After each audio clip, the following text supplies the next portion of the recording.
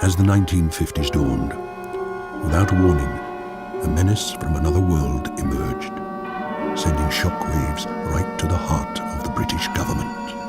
Creating a sense of fear so great, the situation demanded the attention of the highest office of power. Capturing headlines and the public's imagination, the world's mightiest military leaders were put on a state of red alert. There have been a certain percentage of this volume of reports that have been made by credible observers of relatively incredible things. The potential threat was perceived so grave that if it proved to be real, it would cause chaos and mass panic. I saw this brilliant object. It was quite low in the sky. From 20 million light years away. I don't know what to think, but it's so unusual, we've got to carry on investigating. Visitors from another world. So I believe that some of them will prove to be of interplanetary origin. Had they come in peace?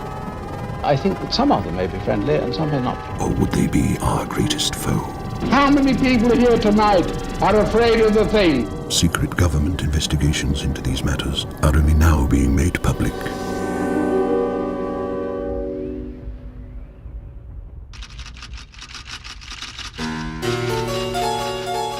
Deep beneath the Public Records Office lie thousands of previously unseen government files. Recently, there's been a dramatic increase in the number of old UFO documents coming forward into the public domain. Over the past few years, we've seen the release of documents which at the time had been classified top secret on UFOs. Now, this sounds like it's something straight out of the X-Files. These top-secret files contain details of extensive investigations carried out into the flying saucer phenomenon. With a few exceptions, all the intelligence agencies who released these documents hitherto denied having any involvement or any documentation on UFO investigations. With the release of this information into the public domain, the truth about the British government's involvement is finally about to be revealed.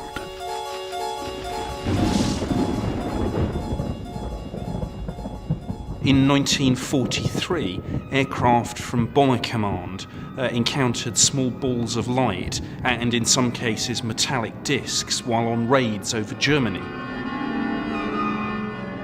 The Ministry of Defense denied any interest in the pilot's sightings. Released files reveal, however, that behind closed doors, they believed they could be evidence of some Nazi secret weapon.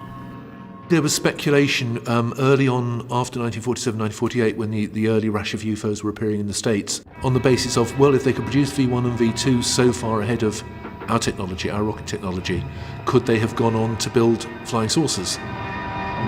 It was generally speaking under the auspices of the SS that people were supposedly planning and building these devices. It seems that in the 1950s, the SS was as powerful a term as it is now.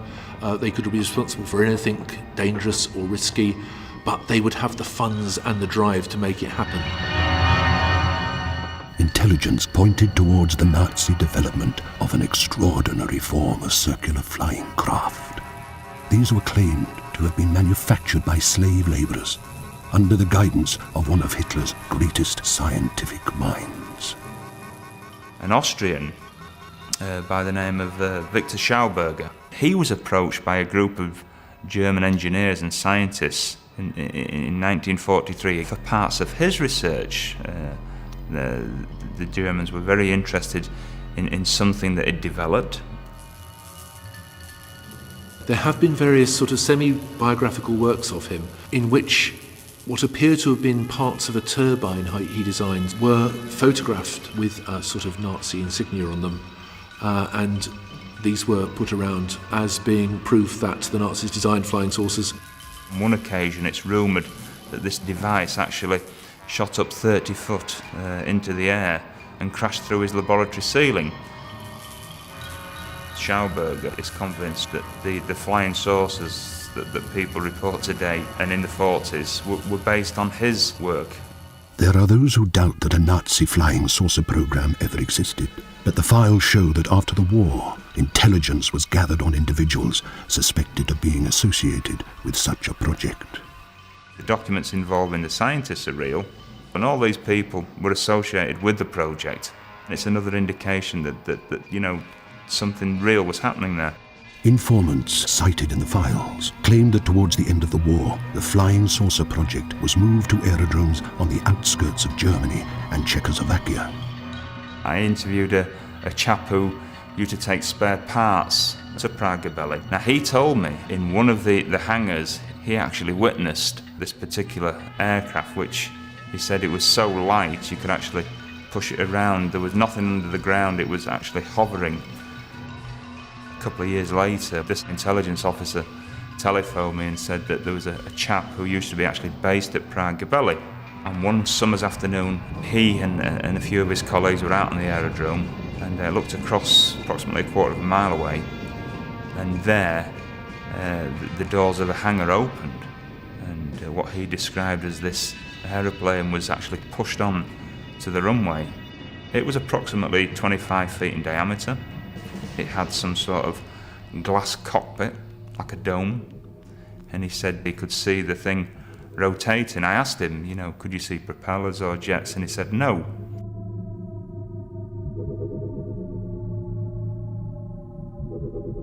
Even after the war, the government continued to investigate the Reich's alleged UFO program.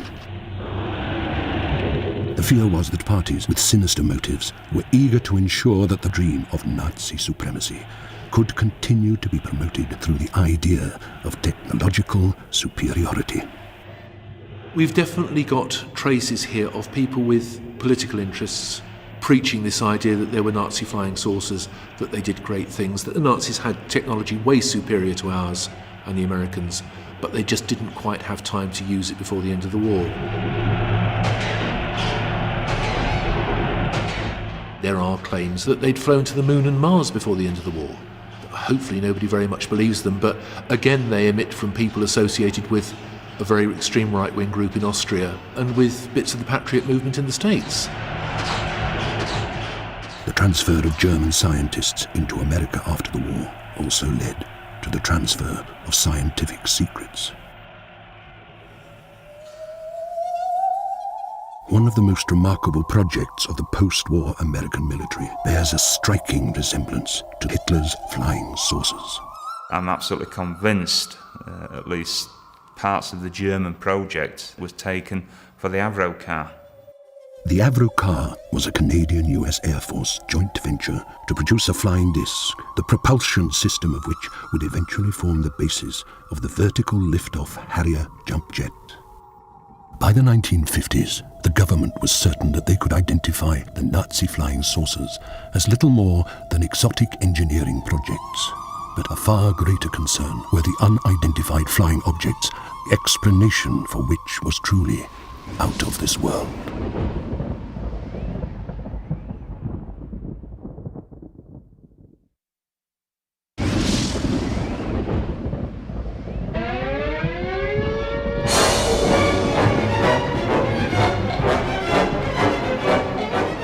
When flying saucers first got here, there were a kind of surge of interest. Everyone got fascinated by them. And for a long time, flying saucers were all the rage. Flying saucers have invaded our planet. Washington, London, Paris, Moscow are key targets. When it was first suggested we might be visited by aliens, I think astronomers just chuckled. The whole world is under attack. But then it gradually took hold. It had to be taken, more notice had to be taken of it, I suppose. Can it survive? Don't forget, in the 40s and 50s, we didn't know as much as we'd like to about the Mars and Venus particularly. And Venus we thought might be a world with oceans and possibly primitive life, or even advanced life. And I think science fiction has had a great influence. People read it and took it seriously. And there was widespread panic in America. The United States Air Force set up a research project into this called Project Blue Book. Blue Book was the American military's attempt in the Cold War climate to explain flying saucers. However, Not everyone was willing to accept Blue Book's earthly explanations. Among them, Major General Donald Kehoe. With all due respect to the Air Force, I believe that some of them will prove to be of interplanetary origin. During a 3-year investigation, I found that many pilots have described objects of substance and high speed. One case, pilots reported their plane was buffeted by an object which passed them at 500 miles an hour. Obviously, this was a solid object, and I believe it was from outer space. As far as the British were concerned, I think they started more serious ongoing investigations in the late 1940s because they were getting reports from pilots. And then in 1950, following the release of America's first 2 official reports into their secret investigations, which were parts of which were declassified, the British government liaised with their United States counterparts in scientific and technical intelligence, and they determined that this was serious enough to set up a top secret, it was called the Flying Saucer Working Party. The British consulted the Americans in formulating the Flying Saucer Working Party. Their findings closely mirrored Project Blue Book's conclusions. It's quite clear that, on the surface at least, they were highly skeptical. The Americans had clearly persuaded them that there was nothing to worry about. 90% of all reports could be explained, and the remaining percentage could probably be explained if more information was available. The Flying Saucer Working Party, of course, effectively concluded that no UFO sightings really had any exotic explanation, and they could all probably be explained in terms of misidentifications. So the recommendation was that no further action be taken on that, and the Working Party was formally wound up, and really that's where certain people involved with the study clearly wanted and expected it to end. When you look at the old files and when you see just the calibre of the sorts of people that were getting involved in the debate, you can see that this is not silly season stuff. This went right to the heart of government. The Prime Minister at the time, Winston Churchill, expressed a personal interest in the subject. There had been records released in the Public Record Office about Churchill's interest, and this was triggered by the July 1952 wave of sightings, particularly over Washington. We bring you this special radio television broadcast in order to give you the very latest information on an amazing phenomenon, the arrival of a space ship in Washington. Do you believe in flying saucers? Have you any convincing reasons why science fiction shouldn't one day become reality? This triggered worldwide headlines, and Churchill demanded to know what's going on. You know, what does all this stuff about flying saucers mean? What does it all amount to? I want to know. And he asked his air staff to give him an explanation. And that explanation is revealed in the files. Prime Minister, don't worry. It's all been explained. We've been in touch with our American counterparts, and nearly all sightings can be explained away. The radar cases can be explained by pigeons with metal rings around their legs, and so on and so forth. So, Prime Minister, forget it. It's not a serious problem. Very shortly after the Flying Saucer Working Party had concluded that UFOs were of no defence significance and the whole matter should be quietly dropped, events took a slightly different turn. Just a minute, ladies and gentlemen, I think something is happening. Around this time, there were a series of dramatic close encounters between Air Force pilots and UFOs. What made these reports fascinating was that they were often corroborated by radar evidence.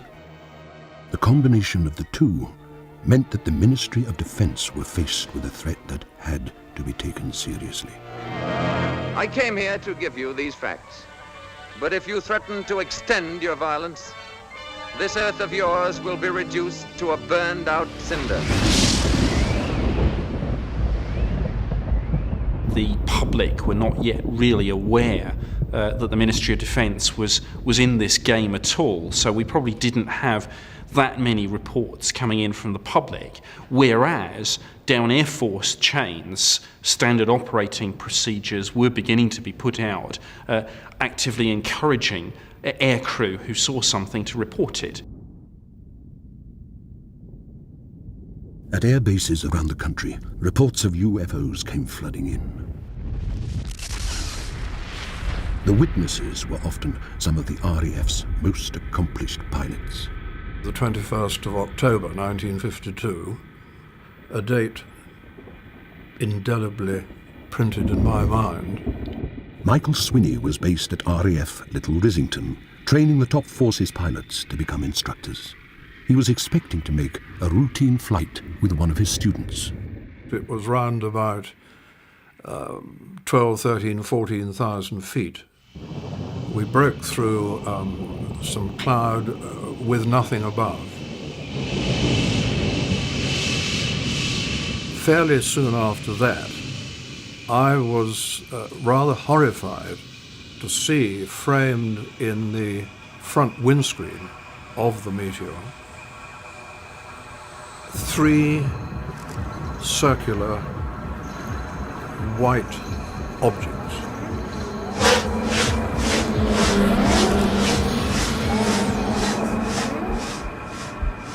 Mick Swinney in the front suddenly said, "Is your oxygen connected?" I said, "Mick, we've just done the 30,000 foot check, and you checked that your oxygen was all right, and I told you that mine was. What's the problem?" He said, "Well, take a look straight ahead." And I looked straight ahead, and there were 3 very bright dots. My immediate reaction was 3 people coming down in parachutes, and they're right in front of the aircraft. So I, in fact, took the control to turn the aeroplane away from what I perceived to be perhaps a dangerous situation. As we went towards them, they, of course, got closer in that instead of being all in the small direct vision window, they were now above the windshield and either side of the windshield. They definitely did move. Now, I remember this quite clearly. They moved across us from left to right, port to starboard. They were circular, perfectly circular, but looking up at them, as one got higher, which we continued on in the climb, they lost their circular shape and took on more or less a flat plate effect, which is what you would get if you bring a saucer down from above eye level down. You will then just get a flat plate.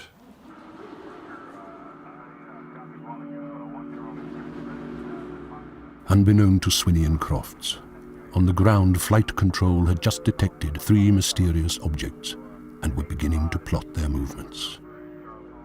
I said to Mick, let's go and find out what they are. And he said, no, something like that happened on the west coast of America, and the pilots were never seen again, and the airplane was believed to have been vaporized. And so we didn't do that. But he then called base. So I called them up, and I simply told them my call sign and said that we had 3 unidentified objects and asking for assistance. I have to admit, and I don't mind admitting it, and I've always admitted it, that I was somewhat scared, frightened by what I was witnessing. Ground control was unable to offer any explanation. As the UFOs continued to move about the sky, it seemed as though they were toying with the pilots. These objects, which were, as I say, by then to the starboard side, and had remained there during the period of looking at them and looking away to see if by any chance there was some other explanation. When one looked back, and this is the trouble, they were nowhere to be seen. As quickly as that.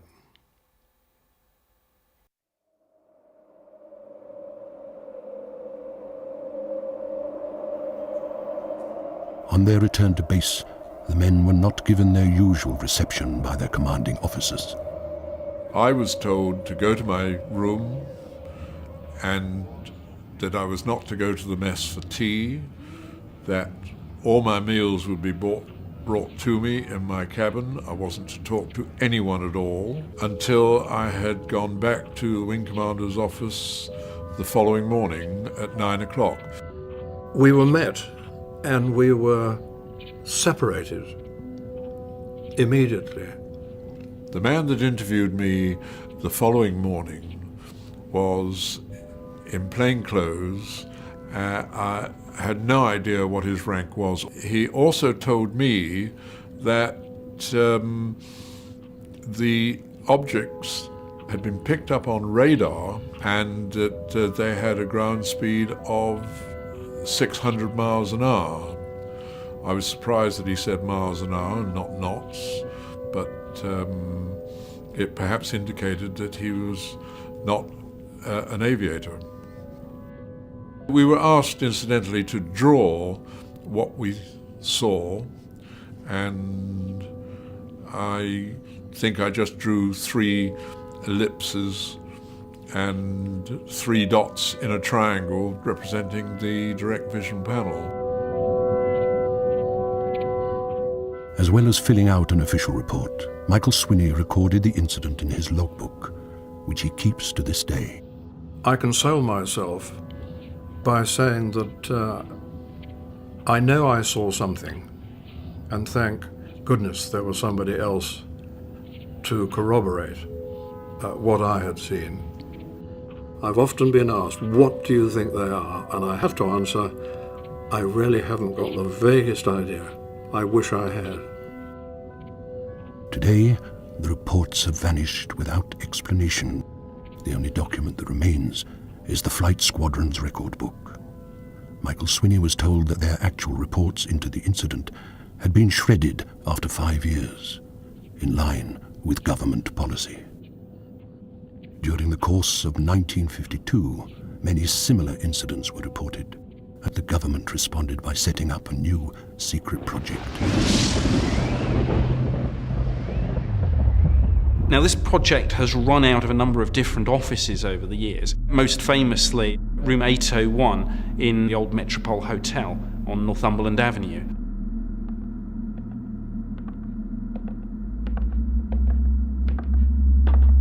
The main unit of the British government charged with investigations in the early 1950s was the Deputy Directorate of Intelligence Technical, DDI Tech. There were several people employed full-time, despite denials at that time by the Air Ministry that anyone was employed in investigations. But apparently there was a huge map on the wall with coloured drawing pins.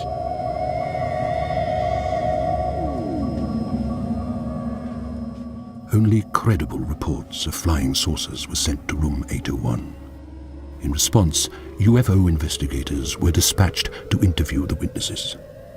Although their existence was denied at the time, their findings form some of the most incredible documents ever published by the British government.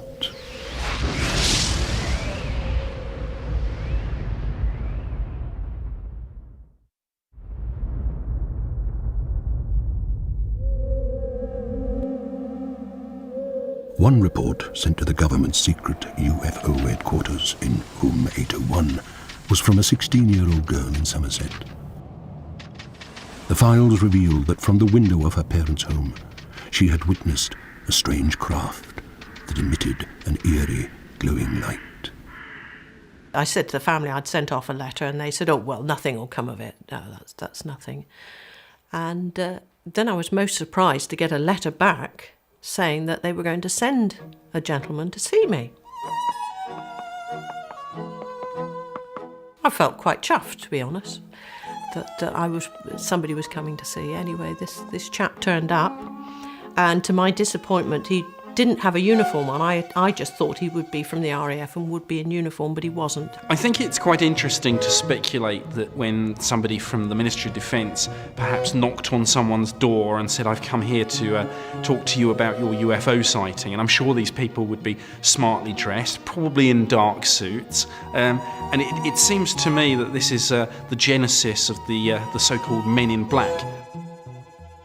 I can't remember if he had identification. I think he must have done, because I'm quite sure my mother wouldn't have let me see a strange man without being pretty sure he was somebody.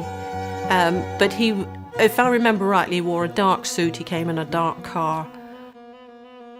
The mysterious man from the ministry proceeded to question the young Henson about what she thought she had seen.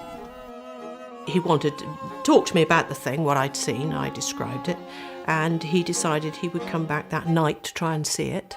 And of course it was a cloudy night, so he couldn't see it. So he came back, I think, 2 or 3 nights in a row to try and see it.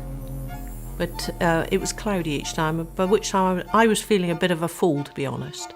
But anyway, he said, well, not to worry, but he said not to say anything to anybody else, because wasn't quite sure whether there was anything there, and I didn't want to feel a fool, naturally. So he said, don't mention it to your school friends or anything, and when you're 16, in that time, you didn't. These investigations were carried out by Air Force special investigators from the Provost and Security Services. Now, the Provost and Security Services are the RAF police.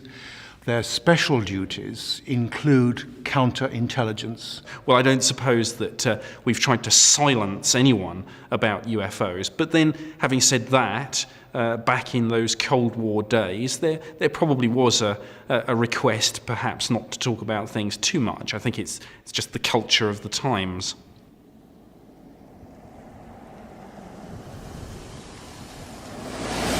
I didn't hear anything for some time, and then eventually a letter came to say that I had discovered, if I remember rightly, a new planet, which I was well chuffed about, but they gave it a number. And I remember thinking, why didn't they call it after me? Because they call other planets after people who discovered them. Why give mine a number?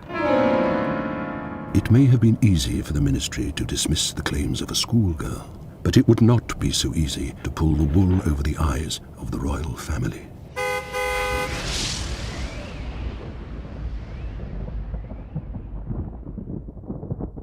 In the mid-1950s, the Duke of Edinburgh began taking a keen interest in the subject of UFOs. Fortunately for him, his personal equerry, Sir Peter Horsley, was also a high-ranking military man who had access to some remarkable contacts and astonishing information. He was at one time investigating UFO reports in the main operations centre at the Ministry of Defence as part of his duties, and he gave some of these reports to the Duke of Edinburgh. Knowing how the household works, if Prince Philip wanted some information, the natural chap to ask would have been his equerry. And so he may have said to Peter Horsley, find out what you can about these UFOs, for heaven's sake. I keep reading about them, which he would then have done.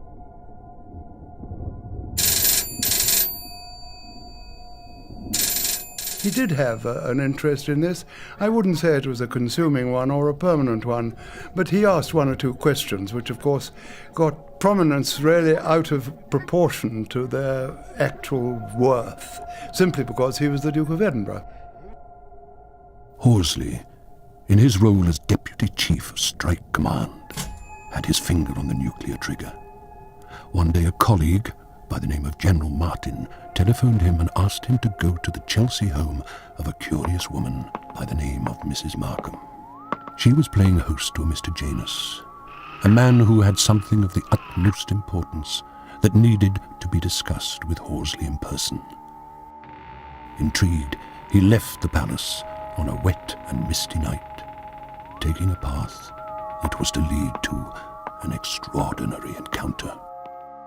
As he thought it might have something to do with the royal family, he went. And he was sitting in this flat, which was apparently a well-furnished, quite nice flat in a good address, when in came a chap whom he'd never seen before in his life. He was not by any means inquisitive, but he was a very keen, intelligent man, and he and Horsley had a very interesting talk. Their conversation covered UFOs and atomic warfare.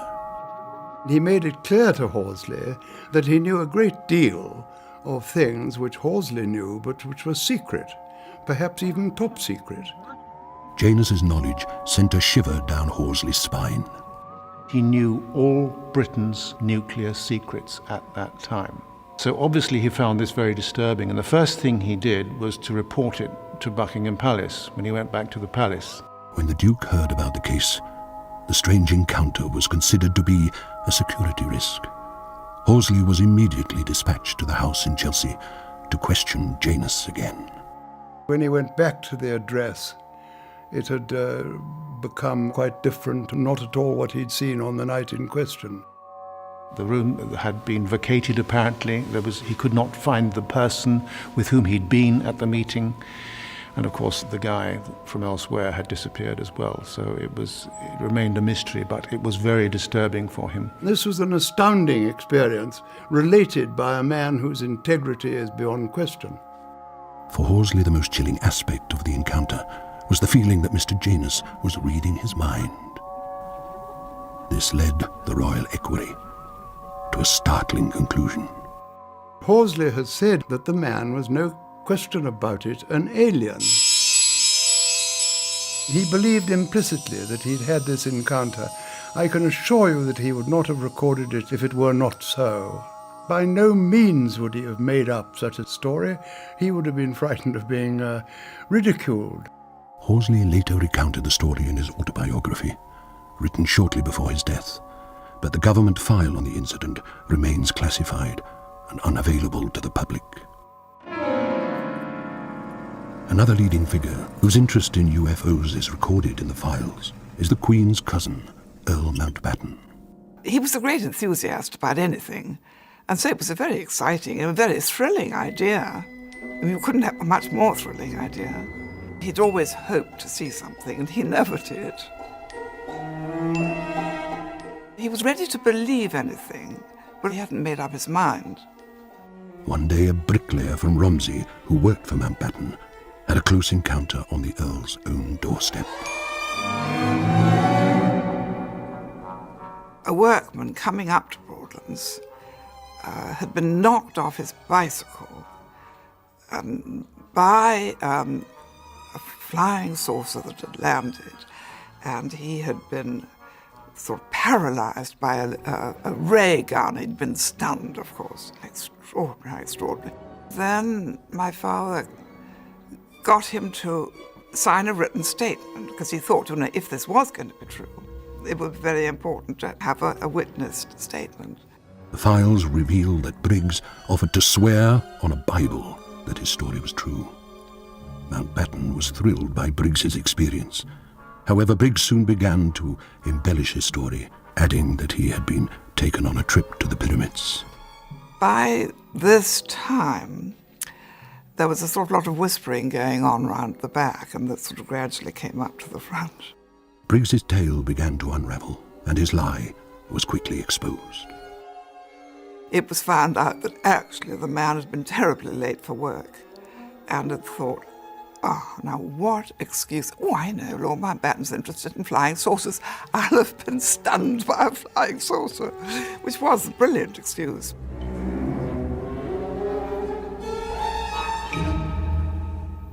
There have been many UFO hoaxes, but previously unseen files report the recovery of physical evidence from a potato and barley field in Wiltshire in 1963. The Charlton Crater case has become known as the British Roswell.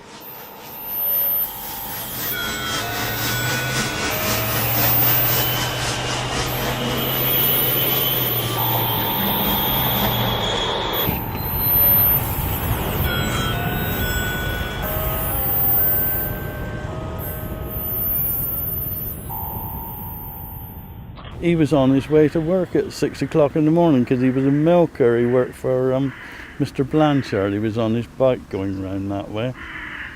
And that's what he said to me, you know. He said there was this great big bang in the morning after the huge light in the sky came down, and this thing came straight down, you know, and there's just this bang. He thought it was something coming down, you know, just the light, as though flames were coming out the bottom of something. That's what he thought it was.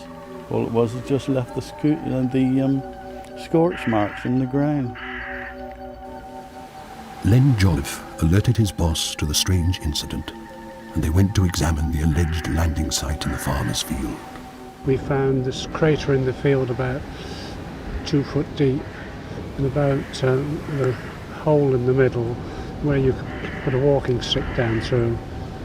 And the hedge behind, the leaves were scorched brown. When we first found it, it was just as though you'd pressed a saucer into some sand. It was about 6 feet across, and it was just sort of a shallow indent. I suppose it could have been a foot deep from the centre of the hole to the top of the saucer shape. It definitely looked as though something had landed. What else would make this 6 foot across or 5-6 foot across saucer shaped thing with this little hole in the middle? We reported to the police, then they sent out the army.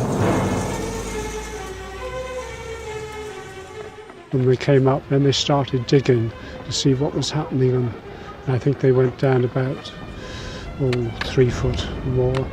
They put a board barricade right around the whole area.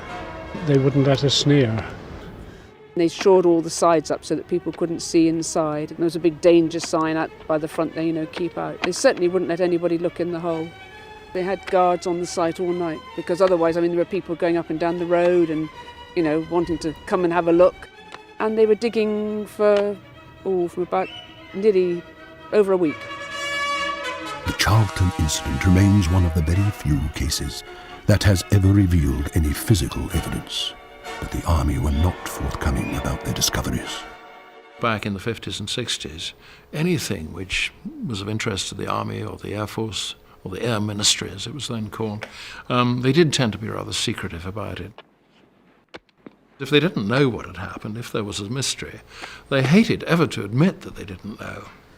And that's why they used to occasionally put out really very silly explanations for what people had seen, which simply didn't fit the facts. There have, of course, been stories of flying saucers and spacecraft. What do you yourself think of this?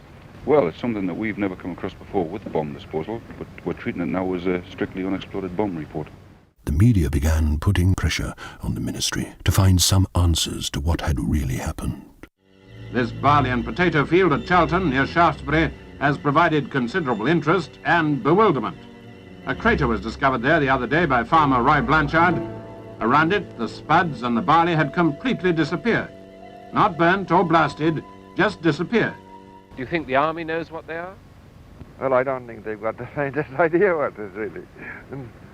There's something very strange. I mean, it must have been something that landed vertically and took off again and left its marks. After a week of digging, the Army brought in reinforcements who came equipped with the latest technology. Detectors gave positive readings of a metallic object below the surface.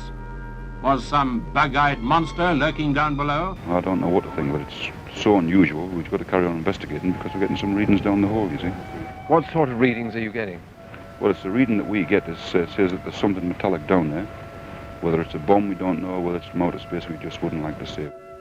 As a result of all this digging, they did unearth a fairly small object, which probably weighed, it was a metal object, which weighed less than a pound and appeared to be fused metal. They didn't place much importance on that. They said, well, this is just a lump of ironstone, which you could dig up in just about any field in the south of England. So we're not really sure that has very much to do with the whole thing. With the piece of ironstone dismissed as a naturally occurring rock, the cause of the hole remained a riddle. Questions were even asked in Parliament. They never offered any satisfactory explanation as to what really did happen. It's my grandfather, he believed it was a flying saucer, and I think we all did. There was just something suddenly landed in your field, and this beautiful shape, which was absolutely beautifully, it was clear as anything, and he poked his walking stick down in the middle, and yes, I think we all believed it really was a flying saucer. Today there are huge sections of the Charlton Crater case file unavailable to the public. Sections that will remain classified for at least the next 30 years. Our visitors from outer space, even now returning to their galaxy with a payload of that miraculous new fruit, the potato.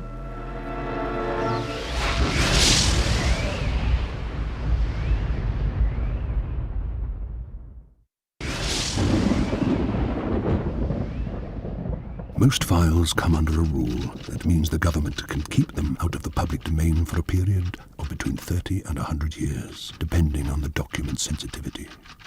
For this reason, the majority of the files end in the 1960s. There is, however, one remarkable exception to this rule. The file on the Rendlesham Forest case of 1980 was released after information on the incident leaked, and the story became too great for the Ministry of Defense to contain. In the summer of 1980, I was assigned to RAF Bentwaters Woodbridge, the twin base complex in East Suffolk, England, as the deputy base commander. On the morning of December 26th, I stopped by the Police Operations Center and talked to the desk sergeant, and when I walked in, the desk sergeant started to laugh and told me I wouldn't believe what had happened the night before. I said, "Try me," or something to that effect. And he said 3 of the young security policemen had been out in the woods chasing a UFO all night. And we kind of had a snicker. There had to be some explanation for this. And we really didn't think that awful much about it at that time. 2 nights later, the head of base security rushed into Holt's office with an ashen look on his face. And he said, "It's back." And we all looked at each other. "What's back?" He said, "The UFO is back." And we stood there rather puzzled. So I said, "Well, I'll go." And I went home and changed clothes and put a utility uniform on, got my tape recorder, contacted disaster preparedness and had the on-call officer come with us. And we went out into the forest with a security policeman. The whole time I was using my small microcassette recorder and recording. Now I turned it off and on because I only had 20 to 25 minutes worth of tape on it. 150 feet or more from the suspected impact point. This is the actual audio recording that Holt made in the forest on the night. We found a small blast, what looks like a blasted or scrubbed up area here. We got very positive readings. It was eerie, quiet. And at one point, all the farmers' animals, the pigs, the cows, and chickens and everything, were all acting up, making an awful lot of noise, as though they were being disturbed or frightened. We're hearing very strange sounds out of the farmers' barnyard animals. They're very, very active, making an awful lot of noise. As we were making notes and looking at things there, the lieutenant suddenly looked out and saw something in the sky, out in front of us. You just saw a light where? Wait, where? Right in this position here, straight ahead, in between the tree. There it is again. Watch, straight ahead off my flash right there. There it is. Hey, I see it too. What is it? We don't know, sir. So can I get some of it? Yeah, it's a strange, small red light. Looks beyond maybe a quarter to half mile, maybe further out. As we watched it, it appeared like an eye. It was oval and it blinked. It had a black center. Okay, we're looking at the thing. We're probably about 200 to 300 yards away. It looks like an eye winking at you. It's still moving from side to side. Yeah, like a pupil of an eye looking at you and winking. Something like a burning, molten metal was dripping off the object. This is we're falling off it again. And it just moved to the right. Yeah. Off to the right. Strange. We're about 150 or 200 yards from the site. Everything else is just deathly calm. There is no doubt about it. There's some type of strange flashing red light ahead. Weird. It appears to be maybe moving a little bit this way. It's brighter than it has been. It's coming this way. It is definitely coming this way. We watched it probably for maybe a minute, maybe 2 minutes. Suddenly the object very silently exploded and broke into small white objects, and they immediately disappeared. Pieces of it are shooting off. There is no doubt about it. This is weird. Keep flashlights off. Here's something very, very strange. Let's approach to the edge of the woods up there. Can you undo without lights? Let's do it carefully. Come on. The object to the south came toward us at a very high speed, stopped and was sending down beams that I would say now, I didn't know at the time, something like a laser beam. Okay, here he comes from the south. He's coming toward us now. Now we're observing what appears to be a beam coming down to the ground. This is unreal. A continuous beam. It did not get larger as it radiated forth. One of the beams landed almost immediately at our feet, caused us great concern. We didn't know whether it was trying to warn us, whether it was shooting something at us, or trying to signal or communicate with us. It stayed on for, I can't say, maybe 5-10 seconds, and just as abruptly as it came, it disappeared. 330, or 0330, and the objects are still in the sky, although the one to the south looks like it's losing a little bit of altitude. We're turning around and heading back toward the base. After returning to base, Holt immediately wrote a report on the strange events in the forest. Forwarding it to his superiors, he expected a full investigation into what he had witnessed to follow.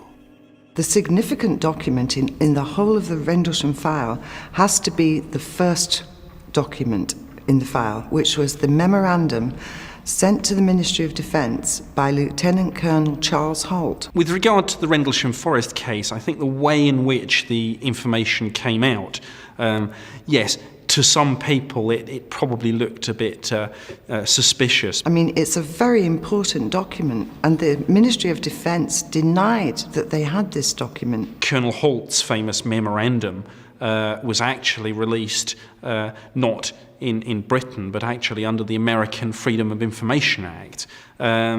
So that looked a bit odd. When the incident happened, the Ministry of Defence denied that there was such an incident. They also denied that they had any file on the case. I think the problem here is not conspiracy, it's bureaucracy. You see, the division responsible for handling UFO investigations has constantly changed over the years, and the ministry is always having reorganisations, and some of the files, for a time, became lost. In reality, the ministry held a file that contained hundreds of documents, but the powers that be came to the conclusion that the incident was of no defence significance. But some leading military figures do not accept this. There are only two conceivable explanations for what happened. Either a UFO landed there, causing the damage and collateral business which I have already mentioned, or the deputy commander of a United States nuclear-armed air base in Britain and several hundred of his men were hallucinating. Now, I put it to you, I put it to anybody with an atom of common sense. Either of those explanations, and they are the only two possible explanations, must be of defense interest. Don't tell me otherwise. Having consistently denied ever investigating UFOs, to date almost 10,000 government files have been made available to the public out of an estimated 250,000. What we've actually seen in terms of the reports released to the Public Record Office, that's just the tip of the iceberg. There are UFO files that have not yet been released, but you shouldn't read anything into that. It's not as if these are being deliberately held back. Since 1947, information about UFOs has been classified at various levels. Confidential, secret, top secret. What is not recognized is that the findings about UFOs have been classified at an above top secret level. And unless you have access to that compartment, you will not find out what's going on. I haven't any doubt that there is a deliberate cover-up, and I'm not sure quite who is responsible. Sightings of UFOs continue, and the government continues to deny carrying out investigations into them.